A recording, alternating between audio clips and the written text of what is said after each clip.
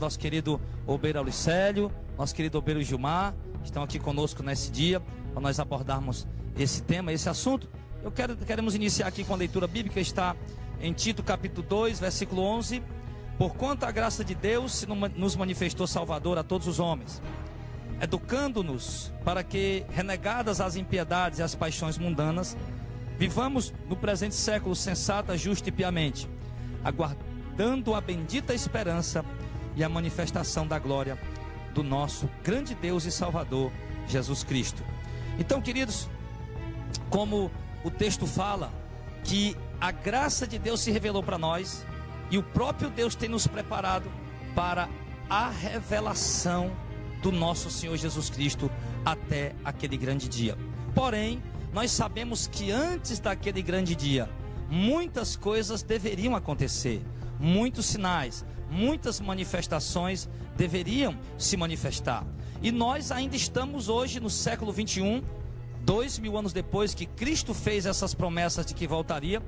Não obstante, claro, a sua igreja aguardou a sua vinda no primeiro século e desejava Cristo voltar, e acreditava e cria piamente que Cristo voltaria a qualquer instante, a qualquer momento. Porém, Cristo não voltou. E não voltou por quê? Porque esses sinais da sua vinda não se cumpriram na sua totalidade. E nós estamos ainda aguardando alguns sinais. E sabemos que o arrebatamento irá acontecer, mas mediante esses sinais. E o arrebatamento, já que nós vamos entrar nesse tema hoje sobre o arrebatamento, a pergunta é: o arrebatamento da igreja, esse tema tão glorioso e esse momento tão almejado pela igreja, será em secreto? Ou nós iremos ver Cristo nas nuvens vindo para buscar a sua igreja? Como será o arrebatamento? Obreiro Auricélio, obreiro Gilmar, a paz do Senhor para vocês, que Deus abençoe em nome de Jesus. E a pergunta já a princípio, né, desse programa, e já entrando aqui no assunto, né, a pergunta já inicial agora é essa: o arrebatamento da igreja vai ser em secreto? Será que ninguém vai ver Jesus? Será que nós vamos estar andando por aí, de repente, com uma semana a gente descobre: opa, peraí, o cara, vamos dizer, Jesus arrebatou a igreja segunda, aí tem crente que só vai para o culto domingo, né? Aí o cara vai terça, quarta, quinta, sábado, domingo, aí chega na igreja, o que é que houve? Cadê o pastor? Cadê os irmãos? A igreja está fechada? Opa, tem alguma coisa diferente, né? Então, porque é isso que nós estamos vendo nos filmes, né? A gente tem visto isso nos filmes assim. Mas enfim, como é que vai ser? Vai ser desse jeito mesmo? A gente só vai saber, as pessoas que ficaram só vão saber que Cristo arrebatou a igreja quando chegar na igreja e vai a igreja fechada? Ou haverá um evento onde todos poderão ver? O que é que você acha disso? A paz do Senhor, meu querido ouvinte, meu querido internauta. A paz do Senhor para você que nos escuta aí nessa casa, neste escritório, onde quer que você esteja. E a pergunta que o pastor fez é bastante interessante. Que pergunta? Jesus virá em secreto? O arrebatamento da igreja será em secreto? Como o pastor falou, nós temos visto em filmes.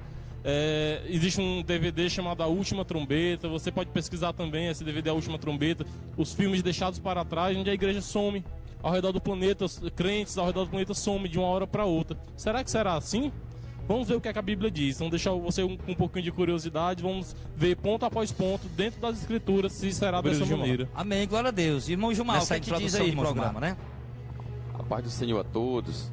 E que nós estamos aqui para esclarecer algumas verdades a qual o Espírito Santo tem nos concedido. Nós passamos para nossos irmãos. E é assim, né, pastor? Porque nós vimos que muitos têm dúvida. Mas se nós meditarmos na própria palavra de Deus, ali as 10 virgens, aquela parábola das 10 virgens, né, que representa também o arrebatamento da igreja, nós vimos que ali quando o noivo chegou, que representa Cristo, a palavra de Deus diz que ouviu-se um grito, né, pastor? Então, se ouviu-se o grito, então já vai ficando aí bem esclarecido que o arrebatamento vai ser sim percebido por todos, né? Glória a Deus, né? Então, querido, olha, antes de nós, Auricélio, redarguir, né, as posições, as teologias opostas ao que nós vamos pregar hoje, lembrando os irmãos amados, nós não estamos aqui pregando para tentar criar uma doutrina nova. Se nós tivéssemos criado uma doutrina nova, nós ia sermos hereges. Nós estamos procurando restabelecer, ou resgatar, ou restaurar a essência da verdadeira doutrina, tá? É isso que nós estamos procurando, é o nosso intuito aqui, tá?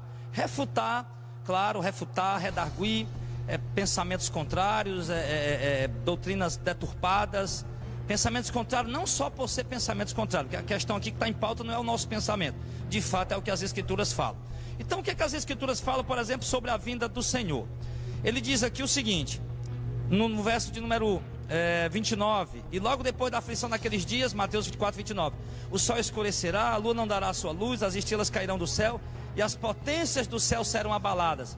Então aparecerá no céu o sinal do Filho do Homem, e todas as tribos da terra se lamentarão, e verão o Filho do Homem vindo sob as nuvens do céu, com poder e grande glória. Então a princípio a gente já quer logo entrar logo aqui mesmo, explicando mesmo, né? Como eu disse, antes de refutar, nós vamos mostrar os versículos que as pessoas falam que Cristo, que o mundo não vai ver Cristo vindo buscar a sua igreja. Mas nós queremos dizer para você, amado, que o evento do arrebatamento, ele vai ser um evento onde todo olho verá a vinda do Senhor para vir buscar a sua igreja.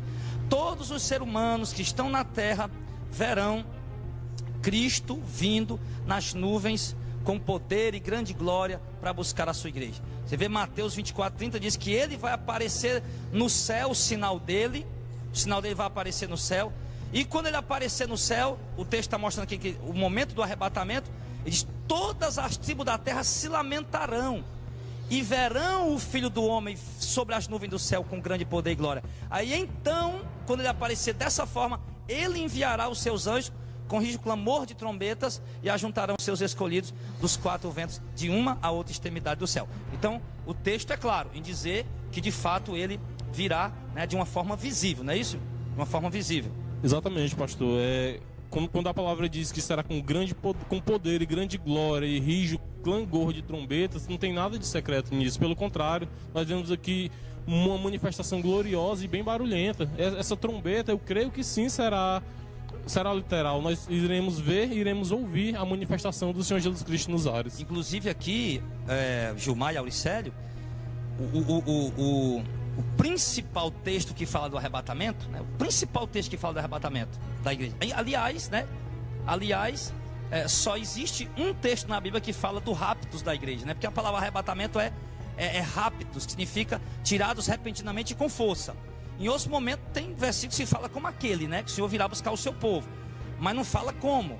E um único versículo na Bíblia que mostra como Cristo virá buscar a sua igreja é 1 Tessalonicenses 4, no verso 15, que diz assim, ó: dizemos, pois, isso pela palavra do Senhor, que nós, os que ficarmos vivos para a vinda do Senhor, não precederemos os que dormem, porque o mesmo Senhor descerá do céu com alarido e com voz de arcanjo e com a trombeta de Deus. Então quando ele diz que ele virá, o mesmo Senhor virá do céu, né, que Jesus está lá no céu, ao lado do Pai agora no trono, ele descerá do trono, virá até os ares celestiais, até as nuvens, e quando ele vier até as nuvens, ele virá com seus anjos, e ele diz que ele virá com alarido e com grande clamor de trombeta, né?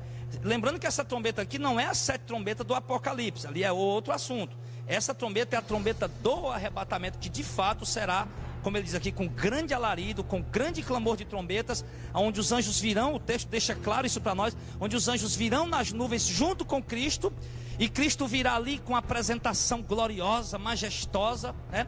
E ali aquele barulho, aquele alarido, para quê? Para chamar a atenção do mundo todo. Aquele alarido no céu, aquele barulho no céu. Você vê que hoje passa um avião, as pessoas nem percebem o barulho. Passa um helicóptero, a pessoa nem olha para cima, nem percebe barulho. Então os anjos virão com grande alarido, com grande clamor de trombetas, exatamente para isso. Aí chamar a atenção da humanidade. Chamar a atenção da humanidade. E então ele diz: o Senhor descerá do céu com um alarido, com voz de arcanjo, com trombeta de Deus. E os que morreram em Cristo ressuscitarão primeiro. Depois nós que ficarmos vivos seremos arrebatados juntamente com eles que ressuscitaram nas nuvens a encontrar o Senhor nos ares, e assim estaremos sempre com o Senhor, né? Então assim, o momento do arrebatamento, exato momento do arrebatamento será dessa forma, né? Quando Cristo vem nas nuvens, ali com os seus anjos, com muito barulho, com muito clamor de trombetas, chamando a atenção do mundo todo. Porque aliás, né, é importante falar isso, tem que falar isso, que antes desse momento, Cristo, que as pessoas virão Cristo nas nuvens do céu, haverão alguns acontecimentos, algumas horas antes acontecerão algumas coisas, tipo as estrelas, tudo ficará escuro, né? Haverá uma escuridão, haverá um terremoto, grande temor de terra, e as pessoas estarão alvoroçadas no meio da rua, uma escuridão tomará conta de tudo. Eu não sei como Deus vai fazer, mas eu creio que até as lâmpadas dos postes vai se apagar.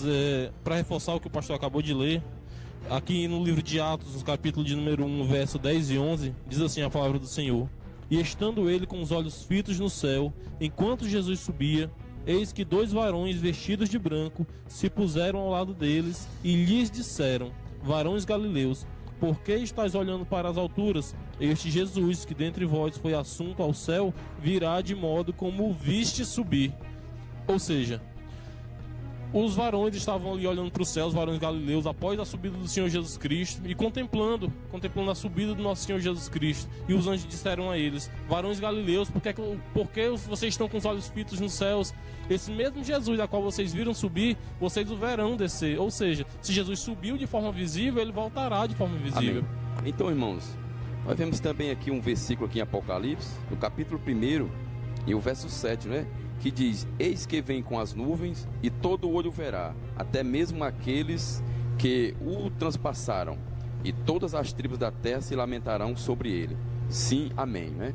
Então, nós vemos aqui, irmãos, que é de costume quando a gente passa muito tempo assim sem ver um irmão que realmente acredita nisso que eu me refiro, que a igreja não vai não vai ver a vinda de Cristo, né? O arrebatamento.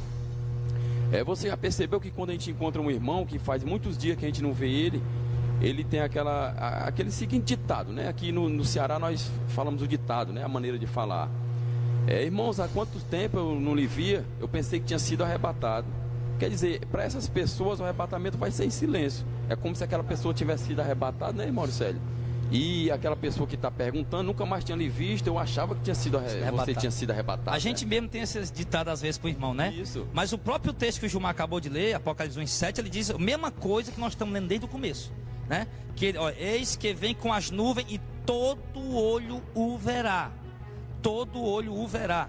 Até os mesmos que o transpassaram, e todas as tribos da terra se lamentarão sobre ele. Sim, amém. Então sabe, é uma doutrina homogênea, não é isso a palavra? É homogênea, uma doutrina que se alinha, né? Uma doutrina que você vê que nós não estamos aqui baseando essa doutrina num versículo. Nós estamos aqui lendo vários versículos, já foi lido aqui agora, se você for contando aí, já foram lidos mais de 10 versículos, para mostrar que a vinda de Jesus não vai ser em secreto como as pessoas pensam. Que de repente, opa, cadê o fulano de tal estava sentado ali, cadê o Beltrano estava ali, né? Não vai ser dessa forma. Diz que todo olho vai ver quando ele vier nas nuvens para buscar a sua igreja. De fato, todos os textos dizem isso, mas o mais forte mesmo, o mais forte de todos é o que nós acabamos de ler, que é 1 Tessalonicenses 4, verso 15, 16, 17, onde ele disse claramente sobre a vinda do Senhor. E só como a gente falou, né? Alguns momentos antes, Auricélio, dessa vinda, para que as pessoas tomem ciência do que está acontecendo, é preciso que aconteça alguns eventos. A partir do verso de número 25. Haverá sinais no sol, na lua e nas estrelas. Sobre a terra, angústia entre as nações, em perplexidade por causa do bramido do mar e das ondas. Haverá homens que desmaiarão de terror e pela expectativa das coisas que sobrevirão ao mundo, pois os poderes do céu serão abalados. Então, somente então, pastor, justamente o que o senhor acabou de falar, que o sol escurecerá, a lua não dará sua luz, e as estrelas cairão do céu, e a humanidade, que o senhor acabou de falar, ficará perplexa. O que é que está acontecendo? A terra está mergulhada em trevas. Ninguém vê ninguém, está uma treva profunda aqui. Eu acho que a gente poderia usar como exemplo aquela treva que Deus mandou para a terra do Egito, trevas palpáveis. E no verso 26, e haverá homens que desmaiarão de terror pela expectativa das coisas que sobrevirão ao mundo. Ou seja, meu querido, aqui não fala nada em secreto.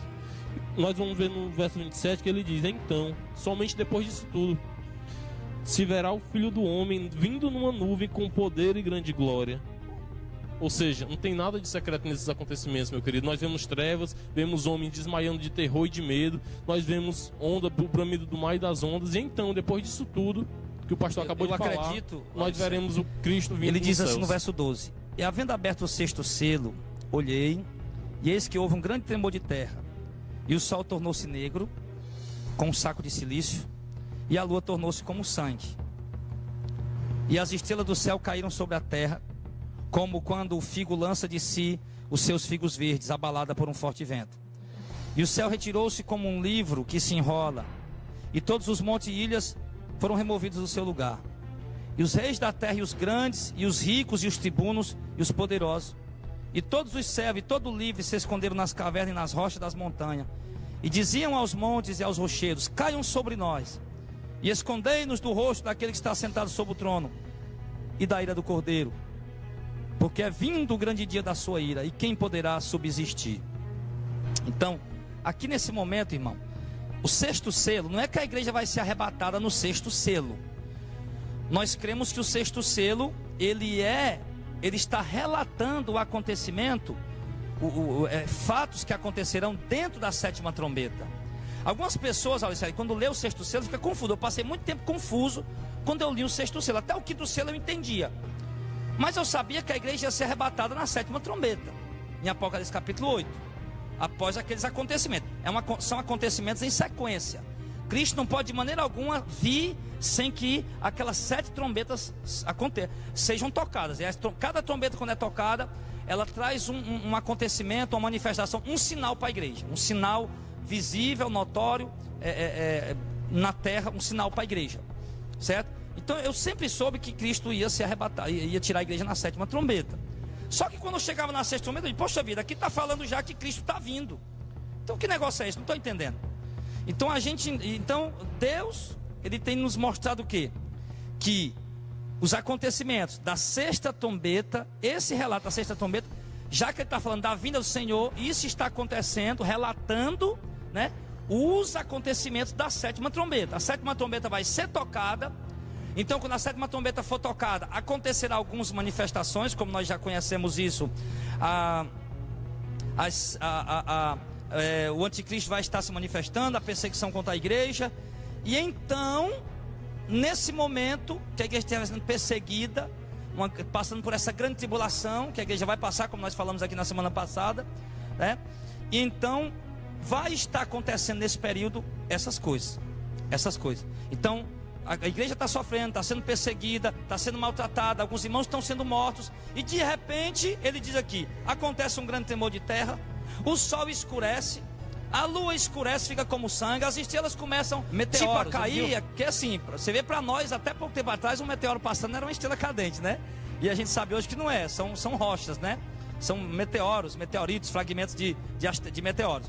Então o que acontece? Então, ali João, ele viu, tudo escureceu, ele teve essa visão do momento do arrebatamento, onde tudo escurecia, havia um grande terremoto, as pessoas ficavam alvoroçadas, correndo pelo meio da rua. O texto diz aqui que eles se escondiam dentro de buracos, dentro de covas, e começavam a gritar uns para os outros, e de repente, né, eles diziam: o dia da ira do Senhor chegou, escondam-nos da ira de Deus. Por quê? Porque exatamente nesse momento que tudo ficou escuro, aconteceu um grande terremoto no globo terrestre todo. Enquanto tudo está escuro, as pessoas estão desesperadas, gritando, alvoroçadas. De repente aparece no céu o sinal do Filho do Homem. Ele, o nosso Senhor, vindo nas nuvens, glória, nas nuvens do céu para buscar a sua igreja. Então ali o único brilho que resplandece naquele céu escuro é a presença de Cristo. Então os homens desesperadamente começam a gritar: o dia da ira do Senhor chegou, o dia da ira do Senhor chegou. E eles se escondem, começam a gritar alvoroçado, as pessoas correm de um lado para o outro, e de repente, num abrir e fechar de olhos, não, agora entra, né? Nós seremos transladados, aleluia, Senhor. Aí de repente, aí lá está Cristo nas nuvens, todo olho está vendo ele se lamentando e chorando, como os textos que nós acabamos de ler. E então a ordem é dada, o arcanjo troca a trombeta, o alarido, todo mundo vai para o céu. Que luz é essa? Que barulho é esse? O grande dia da ira do Senhor chegou. Se escondam, nos cubram, para que nós não sejamos condenados.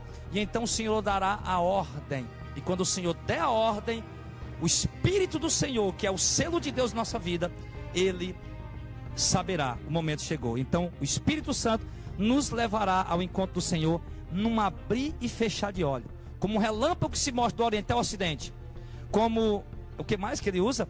Um relâmpago que se mostra do Oriente ao Ocidente, como um abrir e fechar de olhos. E então a igreja subirá ao encontro do Senhor nas nuvens, para estar para sempre com o Senhor. Pastor, oh, glória a Deus. Essa luz é tão forte que vai ser a mesma que excedeu a luz do sol, né? Quando na conversão de Paulo, né? No caminho de Damasco. Mais forte, né? A palavra de Deus diz que foi mais forte que o sol. Que a luz do excedeu sol. A luz do sol. Você vê que quando Exatamente, você está com uma luz um pouco fraca, você acende uma mais forte, né? O brilho daquela se acaba. Se acaba. E assim a glória de Deus, de Cristo, foi tão forte que excedeu a luz do sol na conversão. Então, como o Gilmar colocou aqui, né? Então vai ser um brilho que as pessoas vão saber. Não é o sol, tá tudo escuro, mas o sol não é. Porque essa luz é muito forte. Então Muito eles saberão, né? Que ali o Senhor está vindo nas nuvens com grande poder e glória. Então nós vamos aqui fazer, né, um pequeno intervalo aqui nesse primeiro bloco, fechando. E o segundo bloco a gente volta com a seguinte pergunta, né? Auricélio e Gilmar. Depois desse arrebatamento, vão ter uma segunda chance? A igreja desviada que ficou, que não creram, vão ter uma segunda chance? A gente volta já no segundo bloco. Muito bem, meus queridos, nós estamos de volta nesse segundo bloco. Como você está percebendo, né, está nos acompanhando. E você que ligou agora, nós estamos vendo aqui sobre questões escatológicas. Estamos falando sobre o arrebatamento da igreja, sobre a vinda de Cristo. Se a vinda de Cristo vai ser em secreto, como muitas pessoas acreditam, eu acho até que a maioria das pessoas pensam assim, né? As pessoas acham que, tipo assim, Cristo veio arrebatar a igreja segunda-feira, aí o cabo chegou terça, quarta, quinta, sexta, cabo domingo, vem para a igreja, opa, cadê o povo? Cadê o pastor? Cadê os crentes, né?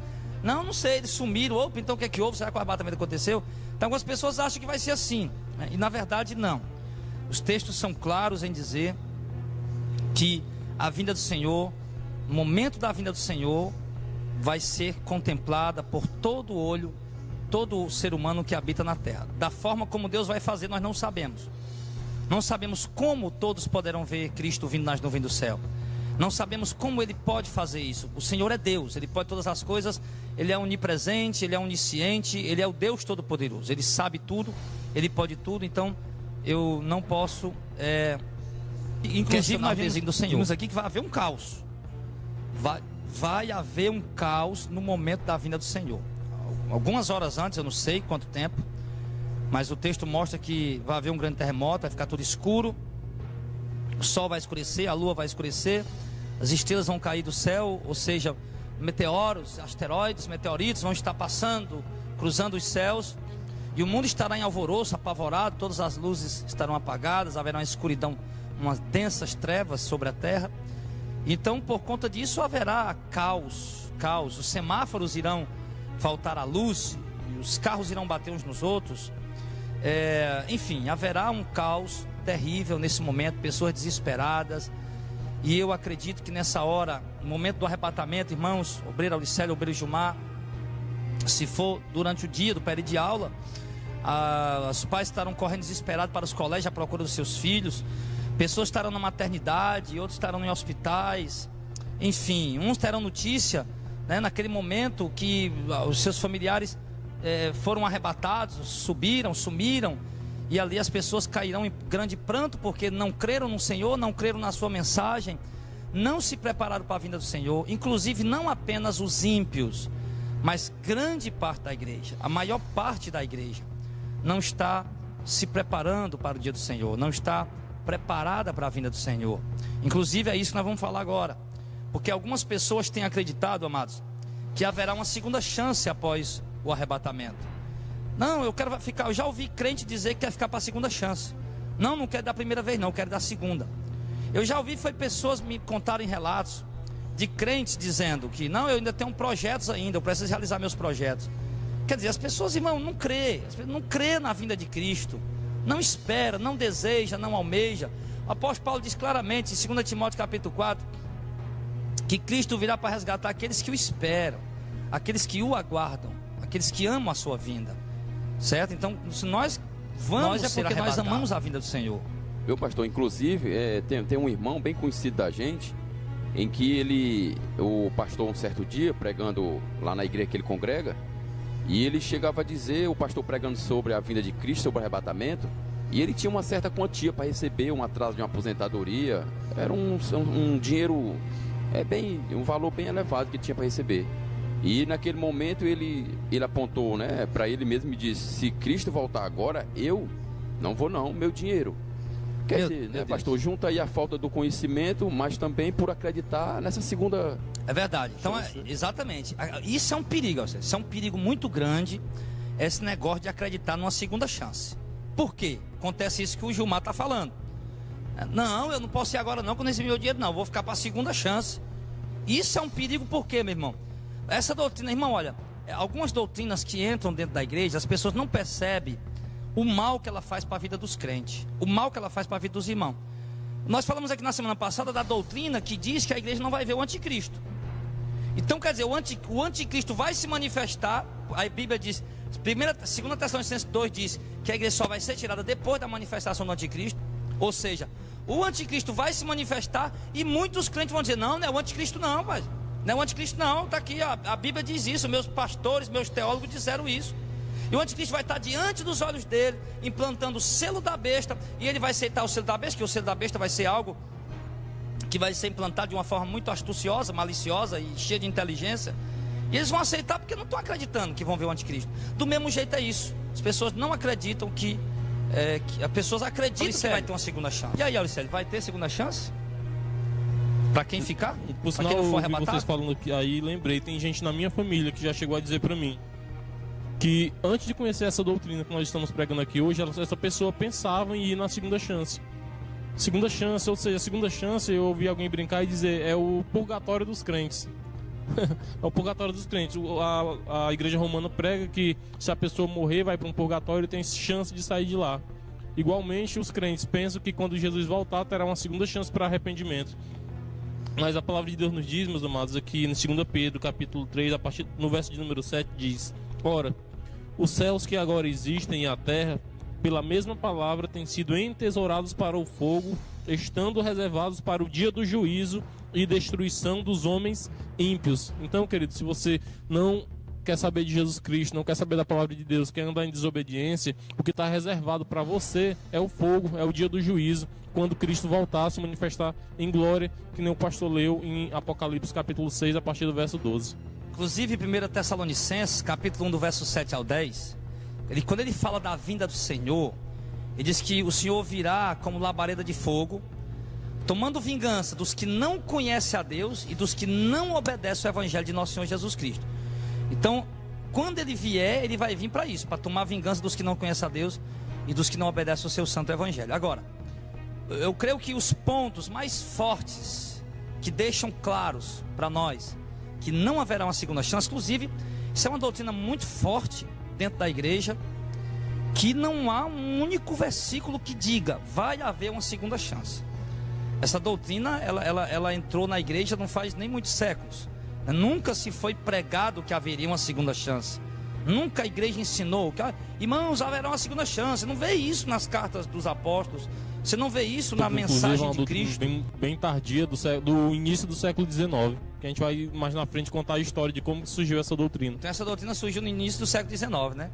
Então o que é que acontece? Então um dos textos mais fortes que fala, por exemplo, as escrituras dizem que o dia do Filho do Homem, o dia da vinda de Cristo, será como nos dias de Noé, será como nos dias de Ló. Claro que ali ele mostra muitas coisas, né? Ele fala que casava, dava-se em casamento, isso ele falando do divórcio, do segundo casamento, bebiam, comiam, fala das diversões, das farras, das orgias que a sociedade vivia. Mas uma coisa também que não é observada dos dias de Ló e dos dias de Noé, que nós precisamos observar. Exemplo: todos viram ali o momento que Noé entrou na arca, o momento que Noé estava na arca sendo tirado. Todos viram. Isso fala de quê? Do arrebatamento da igreja. Como nós falamos aqui, que as pessoas vão ver Cristo tirando a igreja. O povo viu Noé sendo tirado. Não é verdade, Auricélio e Gilmar? O povo viu Noé, viu a arca, não viu, Gilmar? O povo viu a arca. Sim, todo mundo viu a arca ali, sabia que Noé estava lá dentro. Noé foi tirado, entrou na arca. Aquilo ali representa o arrebatamento da igreja. Todo mundo viu. Visível, inclusive, né, pastor? Exatamente. Inclusive também a retirada de Ló e a sua família, que o anjo insistiu muito na cidade de Sodoma. As pessoas viram Ló sendo tirado, né? Você viu que Ló foi tirado no meio do caos. Isso. Grande glória. Noé também foi tirado no meio do caos. Interessante isso, né? Noé foi tirado no meio do caos. Ló também foi tirado no meio do Noé caos, dali, e de repente acontece a destruição. E a saída de Ló, aliás, representa também o arrebatamento. Agora, onde nós queremos falar aqui? Então ali todos viram, né? Noé na arca saindo, viram Ló também saindo da cidade, mas não podiam acompanhar. Então, o que acontece? Quando Noé entrou na arca, houve segunda chance para as pessoas que ficaram? De maneira alguma. A palavra diz que todos foram submersos e não ficou nenhuma alma vivente. Não ficou nenhuma alma vivente, fechou a porta, né? Isso. Para ninguém poder abrir, não é isso? Interessante que o Gilmar colocou agora, viu? O texto, muito bem lembrado, a Bíblia diz que o próprio Deus fechou a porta, não foi Noé. O próprio Deus fechou a porta por fora. Por quê? Porque ali acabou essa oportunidade. Se fosse pelo Noé, por exemplo, se fosse nós subindo, eu, o Auricélio e o Gilmar, nós ia querer, se nós pudéssemos levar, nós arrastava nossa mãe, nosso pai, um familiar. Então o próprio Deus quem tira a igreja e quem sela a porta da graça, para que não haja mais oportunidade. Quando Noé entrou na arca e foi tirado, representando o arrebatamento, não houve mais chance para ninguém, todos foram julgados e condenados. Do mesmo jeito, quando Deus tirou Ló de Sodoma e Gomorra, que também representa o arrebatamento, eu digo que representa o arrebatamento porque em Mateus 24 Jesus diz que os dias do Filho do Homem será como os dias de Ló, como os dias de Noé.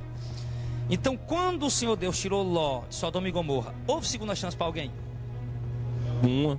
A palavra é bem clara em dizer que tanto no dilúvio como na destruição de Sodoma e Gomorra, dilúvio a terra foi destruída com água, Sodoma e Gomorra destruída com fogo. Depois que os justos, depois que Deus olhou do céu para a terra e viu aqueles homens justos, tiraram e desceu juízo, como mostra em Apocalipse, que nós vamos ver mais na frente também. Esse é o motivo, meu irmão. Você não vai encontrar nenhum versículo da Bíblia dizendo vai ter uma segunda chance. Por esse motivo que os apóstolos escrevem veementemente, aliás, diligentemente, e trazendo as exortações com veemência, advertindo a igreja que se prepare, que estejam prontos para a vinda do Senhor. Por quê? Porque eles sabiam que não haveria segunda chance, não haveria segunda chance. E o texto, de fato, o texto mestre, o texto chave, o texto base dessa doutrina, que não haverá uma segunda chance após o arrebatamento, seria bom que houvesse, sem dúvida alguma, amado. Olha, tem muita coisa, a gente prega, não é que a gente não queria que houvesse, seria bom que houvesse. Ah, como seria bom que houvesse? Assim, com certeza, todos os outros iam ser salvos, né? Todo mundo viu que a igreja foi arrebatada, então agora estava ali o anticristo, tudo. Então, quer dizer, seria muito bom que houvesse, porém, já estarão todos selados com o selo da besta, né? Porque o selo da besta vai ser exatamente no período que a igreja está aqui. Então já estarão todos selados, não tem mais como retroceder ou como voltar atrás. Mas entenda uma coisa, Mateus 25 fala de comparar a igreja a 10 virgens. E fala que o noivo, as 10 virgens se prepararam, né? Pegaram ali suas lâmpadas, porém haviam 5 delas que eram prudentes, levaram azeite. Outras 5 não eram prudentes e não levaram azeite. E quando o noivo tardou, que representa a vinda de Cristo que está tardando, então deu a meia-noite. E nós sabemos que casamento não acontece meia-noite, nem aqui no Brasil e nem na tradição judaica. Casamento não acontece meia-noite. À meia-noite o noivo chegar para se casar, isso não acontece. Então quando ele diz, aí à meia-noite ouviu-se o clamor, aí vem o esposo, esse é o momento da vinda de Cristo, que ele fala que será fora de qualquer... Embora nós sabemos o tempo, que Jesus falou, que nós conheceríamos o tempo pelos sinais, mas nunca saberíamos o dia nem a hora. Mesmo que um dos sinais é a manifestação dos testemunhos de Israel, outro sinal forte para a igreja é a ascensão do anticristo, mas o dia e a hora nós nunca vamos saber. Então deu meia-noite, fora de previsão, ouviu-se um clamor, aí vem um esposo, né? Aí então o esposo chega, e o que é que o texto diz, Gilmar? O texto diz que quando o noivo chegou, quando as pessoas estavam ali, o noivo chegou, opa, me dá do teu azeite. Ou seja, quando verem que tudo escureceu, como nós falamos agora há pouco, tudo escureceu, o povo naquele alvoroço, desesperado, né? Vindo Jesus nas nuvens, alguns vão querer se arrepender naquela hora. Alguns vão querer pegar o azeite, não, vamos procurar azeite aí, porque o nosso não pode dar não. E então naquele momento ali, enquanto as pessoas estão ali, os crentes, né, a parte da igreja insensata, achando que pode orar, pode buscar naquele momento, pedir perdão e ter o perdão, o texto diz o quê? Enquanto eles vão fazer isso, ele, verso 10, entendo elas indo comprar, chegou o esposo, e as que estavam preparadas entraram com ele para as bodas, e fechou-se a porta. Aqui sela tudo. As que estavam preparadas entraram com o noivo para as bodas. As 8 que não estavam preparadas, você lembra que nós falamos agora há pouco, o Cristo lá nas nuvens, com grande clamor de trombeta, alarido, o povo aqui desesperado, a parte da igreja desviada, me perdoa Senhor, me perdoa, e aqueles que estão prontos naquele momento são tirados, e a porta se fechou. E quando ele fala que essa porta se fechou, ele fala que encerrou-se as oportunidades, né? Pastor, e essa porta é fazendo uma alusão à mesma porta da arca que o irmão Gilmar frisou muito bem aqui. Gênesis 7,16. Amém. Deus fecha a porta da arca e no verso 11 vai dizer, elas vão pedir para abrir a porta no verso 11. Então, quando ele diz que ele fechou a porta, né, exatamente faz uma analogia à porta da arca de Noé, a porta da arca de Noé, que fechou-se, a oportunidade não teve mais chance. Quando Deus fechou a porta, não houve mais oportunidade. Aqui, quando Cristo, olha, irmão, Mateus 25, do 1 ao 13, é o arrebatamento da igreja. Não, isso não é uma alegoria, isso é o arrebatamento da igreja. Jesus está usando aqui uma parábola para ilustrar como vai acontecer o arrebatamento. Esse texto fala do arrebatamento. Então, quando a igreja preparada for tirada, a porta vai se fechar. Ou seja, acabou essas oportunidades. Depois, só para você ver, depois no verso 11, chegaram também as outras virgens, dizendo: Senhor, Senhor, abre-nos a porta. Ou seja, muitos vão bater. Quando fala abre-nos a porta, isso representa os ímpios vão estar desesperados e não acham mesmo que não pode fazer nada. A igreja desviada acredita que orando, batendo quer dizer orar, né? Bater, abrir, se usar. A igreja desviada, as virgens insensatas que não se prepararam, acha que vão bater, vão orar, clamar, gemer, rolar pelo chão, clamar e vão ter uma segunda chance. Senhor, abre-nos a porta. Porém a resposta do Senhor será o seguinte, 12. Ele, o Senhor Jesus, respondendo disse: em verdade vos digo que não vos conheço. Ou seja, ele não abriu porta. E ele alerta para nós: vigiai, pois, porque não sabeis o dia nem a hora em que o Filho do Homem virá. Ou seja, vigie, porque não haverá uma segunda chance. Cristo vem buscar uma igreja preparada. Cristo vem buscar o povo que ele comprou, que ele remiu, que ele redimiu, que ele resgatou pelo seu sangue. Uma igreja que está esperando pela vinda dele, que está se santificando, que está orando, que está renunciando sua vida para viver para a glória de Cristo. A igreja que tem o azeite, que tem o Espírito, que tem a presença do Senhor, a igreja que obedece a sua palavra. A parte da igreja insensata, a igreja dos shows, a igreja do comércio, a igreja das heresias, da teologia da prosperidade, a igreja das conquistas terrenas, da visão de glórias terrenas, a igreja que não tem o azeite, que não tem a presença do Espírito Santo, a igreja das campanhas, dos amuletos, a igreja das apelações, dos dízimos por obrigação, das ofertas, dos votos exagerados, dos votos e das ofertas, dos envelopes de ofertas ungidos e consagrados. A igreja que não tem o Espírito Santo, a igreja que não tem o azeite, e o resto do mundo vai ficar. E depois vão pedir uma oportunidade e não haverá jamais, porque a porta da salvação terá se fechado. Eu imagino ali, viu, pastor, Noé pregando e falando para as pessoas: olha, Deus vai descer os juízos sobre essa terra, igual nós fazemos hoje. Olha, Cristo está voltando. Alguns riem, alguns não acreditam. E como nós conhecemos, mediante a palavra do Senhor, que nem Deus fechou a porta pelo lado de fora, eu imagino ali as pessoas batendo. Depois que começou a chover, as pessoas batendo na arca. E não teve mais chance, a arca não se abriu mais. Com certeza, com certeza. E, né, inclusive, pastor, essas igrejas que o senhor falou aí, a igreja do entretenimento, né? As que promovem esses meios de atrativo, de atrair o povo, verdadeiramente são elas que não estão conhecendo os sinais, né? Porque um dos sinais, o principal que Deus deixou, é que nos últimos tempos aumentaria, né? Eles apostariam da fé, né? As heresias iam aumentar muito. Isso tem acontecido e eles não estão percebendo. Inclusive, Gilmar e Auricélio, essa grande tribulação que a igreja vai passar antes do arrebatamento, como a gente deixou claro aqui, nós não estamos criando uma doutrina nova. O texto, a Bíblia Sagrada mostra 4 grandes tribulações no Novo Testamento, né? Uma para a igreja primitiva, outra para os judeus, a outra será para a igreja antes do arrebatamento e a outra depois do arrebatamento para o resto do mundo que ficar. Então nós vemos, amados, que a igreja vai passar por essa grande tribulação exatamente para essa peneira, exatamente o momento em que vai provar, mostrar aqueles que têm o azeite, aqueles que não têm, aqueles que têm a presença do Espírito Santo, aqueles que não têm, aqueles que de fato estão na igreja, esperando a Cristo, esperando a volta de Cristo, né? E aqueles que não estão esperando a vinda do Senhor. Então, e essa grande tribulação vai vir exatamente para peneirar a igreja, Porém, os irmãos colocaram muito bem colocado aqui pelo Espírito Santo. Depois que Deus tirou Noé, a nossa imaginação, aliás, a nossa mente leva-nos a isso. Poxa vida, se todo mundo está vendo um dilúvio cair, não era chuva normal. A Bíblia nunca tinha chovido antes e não era chuva normal. Por isso que as comportas do céu se abriram. Era rolo d'água caindo do céu, igual as águas de um rio caindo. Então, meu irmão, o único lugar onde as pessoas podiam se abrigar, onde era? Naquela arca. Eu ia ficar de braço cruzado? Não. Todo mundo correu para lá, meu filho. Batendo na arca, abre, pelo amor de Deus, abre. E nada de Deus abrir. Noé não podia fazer nada. Assim como nós também não poderemos fazer no momento do arrebatamento. Nós não poderemos salvar ninguém. O que nós podemos fazer agora é sermos canais de Deus para alertar você, meu amado. Não haverá uma segunda chance.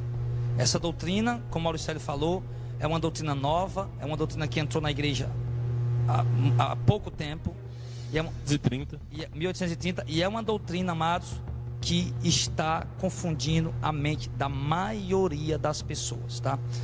O texto é claro: depois do arrebatamento, a parte da igreja desviada veio, pediu para abrir, o Senhor disse: eu não vos conheço. Não há mais chance, não haverá mais chance. Não adianta, meu amado, você continuar crendo nessa doutrina. Isso vai está prejudicando a fé de muita gente. Pastores, por favor, pastores, sei que vocês foram criados, doutrinados, né, nessa doutrina, porque quando essa doutrina surgiu por causa de um sonho de uma jovem chamada, de 15 anos de idade, 16 Dorothy MacDonald, 15 anos, uma jovem escocesa, não é isso, pastor? Escocesa, né, que fazia parte de um dos braços da igreja católica, de uma divisão da igreja católica, né?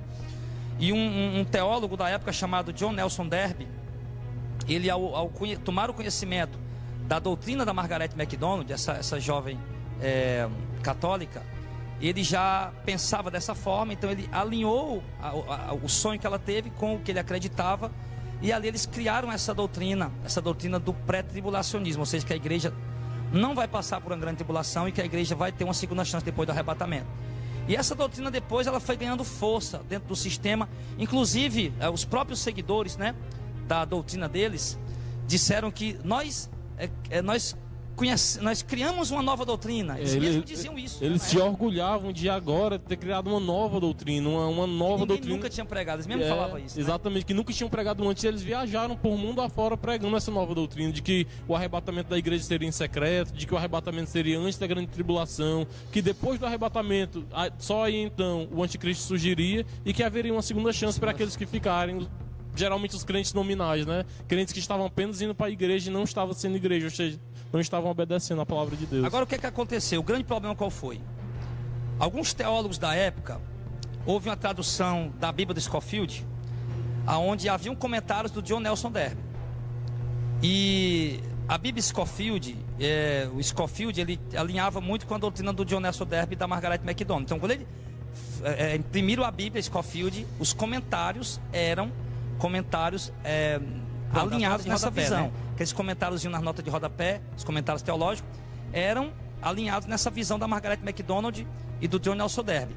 Então essa Bíblia, como foi uma das Bíblias mais vendidas da época, começou a entrar dentro de igrejas boas, igrejas verdadeiras, que pregam o verdadeiro evangelho, como a Assembleia de Deus, como outras igrejas, e os pastores começaram a ler a Bíblia e ver aquelas notas de rodapé e começaram a entender da mesma maneira. E começaram a ensinar isso nas escolas bíblicas, nos púlpitos das igrejas. Então essa doutrina, ela 200 anos mais ou menos, né?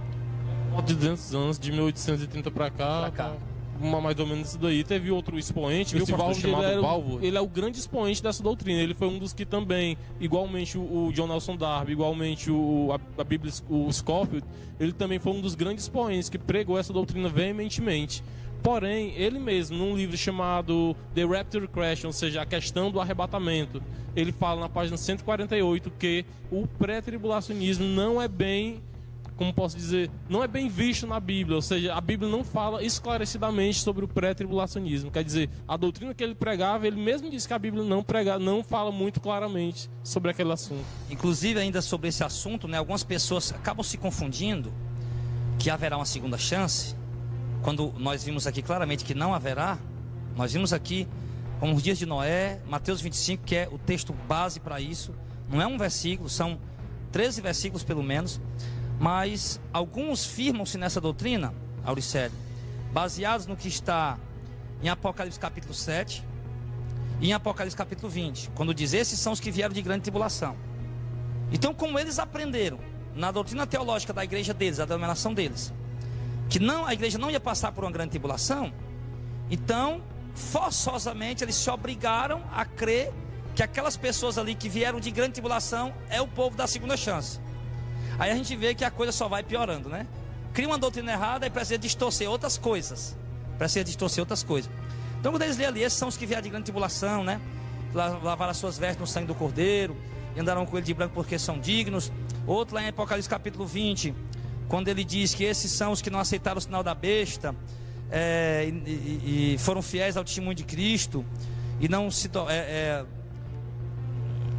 que foram degolados pelo testemunho de Jesus, pela palavra de Deus, que não adoraram a besta nem a sua imagem, não receberam o sinal na testa nem na mão, viveram e reinaram com Cristo por 1000 anos, Apocalipse 20, verso 4. Então eles dizem que isso aqui é o povo da segunda chance, quando na verdade não é. Isso aqui é a igreja que vai estar aqui, porque o arrebatamento de fato vai acontecer exatamente mediante essa grande tribulação, né? A grande tribulação virá sobre a igreja pela manifestação do anticristo. Depois da tirada da igreja, sim, virá outra grande tribulação. Agora, não só mais para a igreja, que a igreja não está mais aqui, já foi tirada, mas agora para todo mundo. Agora para todo mundo. E também nós vemos aí, né, pastor, pela explicação que o senhor colocou agora, o perigo de ler apenas um versículo e querer assegurar uma doutrina, ou mesmo até ensinamentos, pelo um simples versículo, né? Tem que ter o texto, o contexto, né? Exatamente. É um erro muito grave que eu vi uma vez, um certo pastor pregando, aquela passagem, né? Quando Jesus conversava com aquela mulher cananeia, o pastor passou para a igreja que ali aquela mulher estava dizendo que se Jesus não abençoasse ela, a partir de agora, a palavra daquele momento, a palavra de Jesus ia ser migalha.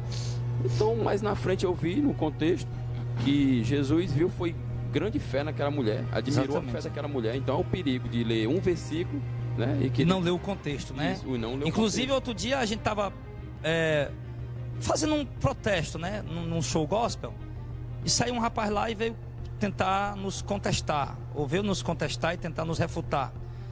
E a gente começou a falar da doutrina, e ele foi, e entramos na doutrina da prosperidade. Ele falou: não, mas Jesus prometeu para aquela viúva pobre que deu as ofertas, ela deu para ter uma vida melhor. Eu digo: quem foi que lhe ensinou isso, meu camarada?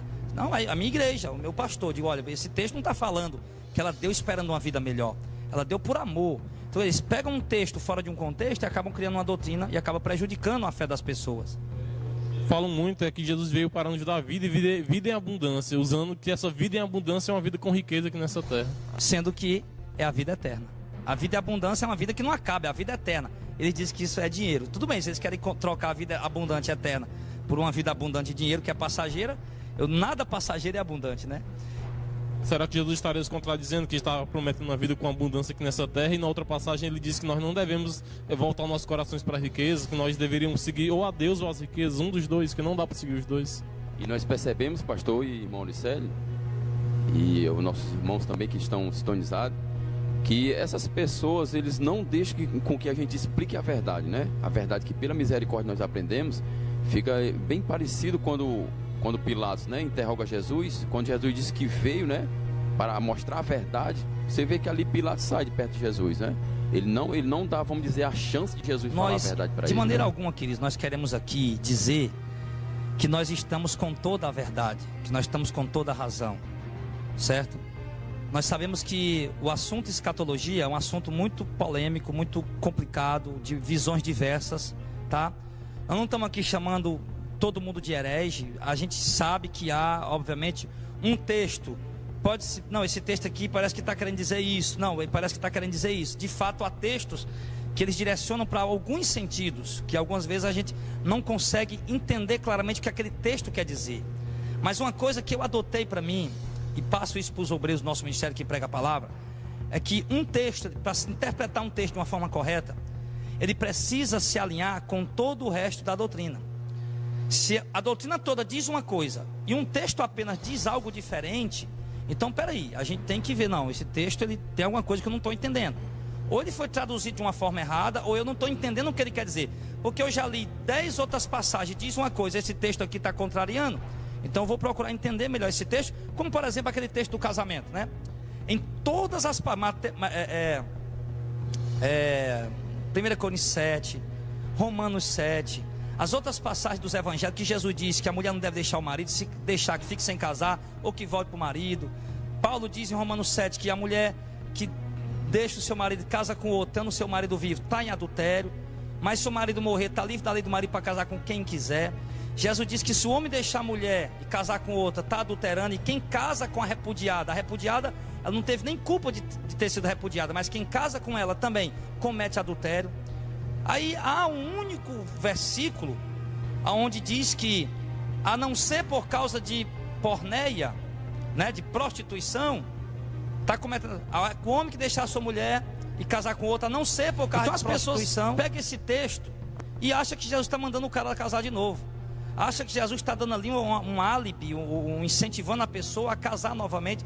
E não é bem isso que o texto está dizendo. Quer dizer, esse texto, esse versículo único, ele está contrariando tudo que Jesus falou nas outras passagens, tudo que os apóstolos ensinaram na outra passagem. Então, quer dizer, é um texto que tem que ser melhor esclarecido, melhor entendido, melhor estudado, para poder esclarecer. Eu não posso pegar um texto e contradizer toda uma doutrina que é formada em vários outros textos, alinhados e que falam claramente. Não são textos obscuros, são textos que falam claramente. Então o que a gente está querendo dizer aqui é que, de fato, há textos mal interpretados, há textos que são interpretados à luz da nota de rodapé, e nem toda nota de rodapé, meu filho, está correta. Pelo menos a Bíblia Scofield, com a visão, dessa visão pré-tribulacionista, do sonho da Margaret MacDonald, da teologia sistematizada do John Nelson Darby em relação a esse assunto, que é uma teologia deturpada, uma teologia adulterada, que não se alinha com a verdadeira doutrina que os apóstolos e Cristo falaram sobre esse assunto. Então isso traz prejuízo para a fé das pessoas. Porém, como eu estava dizendo, nós não estamos aqui, queridos, com o intuito de querer dizer que nós sabemos tudo, né? Que nós estamos com toda a razão, claro. Nós temos que entender que nós estamos falando de uma doutrina aqui que ela foi pregada desde o começo da igreja e que ela está alicerçada em vários versículos. Uma doutrina dessa não tem como ela estar equivocada. Textos claros estão dizendo exatamente, que não haverá segunda chance. Nós já falamos aqui, essa doutrina do arrebatamento pré-tribulacional foi criada a partir de 1830 para cá, ou seja, bastante tardiamente. Quer dizer, os apóstolos erraram, os pais da igreja estavam errados, os reformadores estavam errados. Aí chega na presente era, de 200 anos para cá, e agora eles que estão certos. Quer dizer, toda a história estava errada e agora eles que estão certos. Só quem estava certo era o John Nelson Darby e a Margaret MacDonald, né? Sonho que nós não sabemos. Bem como nós sabemos, nós não podemos criar doutrinas através de sonhos, de visões. Por conta de sonhos e visões, nós temos muitas heresias, muitas seitas foram criadas por causa de sonhos e visões. Inclusive, né, irmão, isso é de uma bem conhecida aí, em que foi criada através do mover de uma mesa junto com as cadeiras, né? E dali já estudaram aquilo ali, criaram aí do mover de uma cadeira e das mesas, né? Que foi criada aí essa doutrina, esse ensinamento de espiritismo, né? Dos espíritas, Para a né? gente fechar hoje esse assunto, concluir esse tema, não fica dúvida. Eu passei muito tempo da minha vida crendo que a igreja ia ser tirada antes do arrebatamento, que a igreja ia ser arrebatada antes de uma grande tribulação. Eu passei muito tempo da minha vida crendo que haveria uma segunda chance. Eu passei muito tempo da minha vida crendo que a igreja não ia ver o anticristo, porque eu ouvia os meus tutores pregando e era o que eu acreditava. Mas quando eu busquei, vamos dizer assim, conhecer as escrituras, eu mesmo conhecer as escrituras, o que elas dizem, eu comecei a perceber que de fato as coisas não eram bem como eu estava aprendendo. Então, querido, olha, vai haver divergência teológica em alguns pontos, em algumas doutrinas, vai. Mas nem toda divergência teológica é uma heresia, entenda isso. Nem toda divergência teológica é uma heresia. Uma divergência teológica só chega a ser uma heresia prejudicial para a salvação das pessoas quando ela chega a mexer na doutrina da salvação, nas doutrinas pilares, nas doutrinas principais, nas doutrinas salvíficas das escrituras sagradas, certo? Agora, há doutrinas perigosas, que essa nós podemos sim considerar heresias perigosas, como a doutrina do pré-tribulacionismo, que a igreja não vai ver o anticristo. Isso é uma doutrina perigosa, isso é uma heresia perigosa. Isso sim é uma heresia, porque é perigosa, porque ela está desviando a atenção das pessoas. O anticristo preparou essa doutrina para quê? Para as pessoas acreditar que não vão ver ele, quando ele tiver, as pessoas não vão acreditar que é ele. E essa doutrina também de que haverá uma segunda chance depois do arrebatamento é uma heresia perigosa também, porque o Satanás quem preparou essa doutrina para que as pessoas pensem o seguinte: não vou me preparar agora porque vai ter uma segunda chance, e então quando na segunda chance eu subo. Então são doutrinas que mexem com a fé das pessoas, que atrapalham a caminhada das pessoas com Cristo, e nós temos que ter cuidado. E estamos aqui, meu irmão, nós não estamos aqui para fazer amizade, não estamos aqui à procura de elogios, à procura de aplausos. Nós estamos aqui para esclarecer a verdade e ganhar discípulos para Cristo, tá? E esses discípulos, como eu sempre digo, se tornam nossos amigos. Mas os que não aceitam vão se tornar nossos inimigos sem que nós queiramos isso, tá? Então a gente vai estar já finalizando Senhor, o programa. Querido, quero estar aqui me despedindo de você, que a paz do Senhor esteja sobre a sua vida, em nome de Jesus. E falar para você que leia a Bíblia, pegue só a Bíblia, pegue outras fontes, pegue só a Bíblia, só ela é água pura, é água limpa que desce do céu.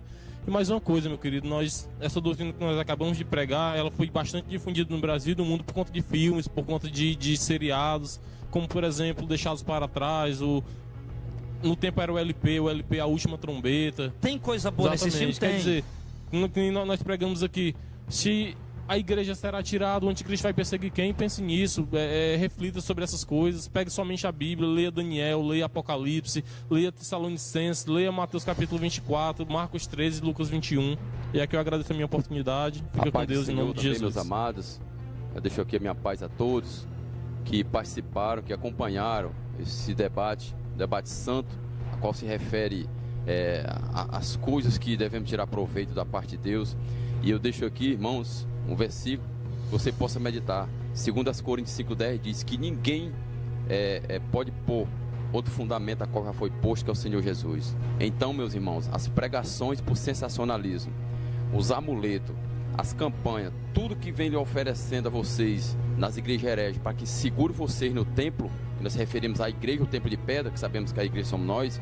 Vocês se despertem para isso, irmãos. Vocês possam acompanhar a verdade. Você pode acompanhar nosso canal no YouTube. Tem muitas pregações. Tire as suas dúvidas e mergulhe nessa verdade. Saia desse outros fundamentos que estão pondo dentro das igrejas e partimos para a palavra de Deus. Apocalipse capítulo 22, para a gente finalizar.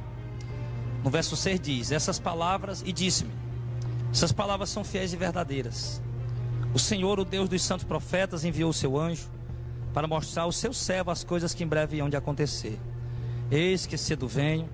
Bem-aventurado aquele que guarda as palavras da profecia desse livro. Versículo de número 10.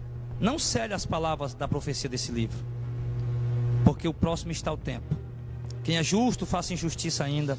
E quem é sujo, suje-se ainda. E quem é santo, faça justiça ainda. E no verso 12 ele diz: eis que cedo venho, e o meu galardão está comigo para dar a cada um segundo as suas obras. Então, querido, independente se você é um pré-tribulacionista, ou um mid-tribulacionista, ou um pós-tribulacionista, ou meso-tribulacionista, independente disso, prepare-se para a vinda do Senhor, porque o arrebatamento é um fato, é uma profecia, e ele acontecerá, tá? Então, agora, coloca uma coisa no teu coração: não vai haver segunda chance. E nós vamos ver sim o anticristo antes do arrebatamento da igreja. Que Deus abençoe sua vida, em nome de Jesus, e até o próximo programa. Um abraço, fica na paz em nome de Jesus.